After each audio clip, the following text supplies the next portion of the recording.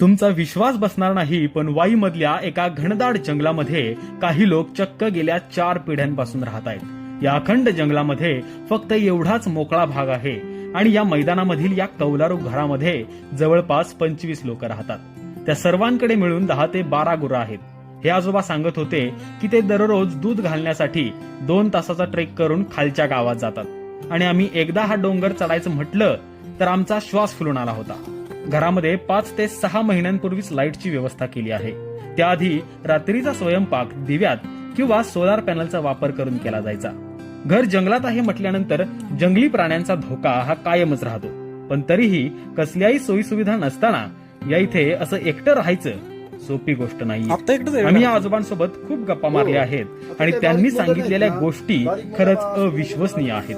तुम्हाला त्यांच्याबद्दल अजून माहिती हवी असेल तर फुल डॉक्युमेंटरी आपल्या YouTube चॅनलवरती आहे.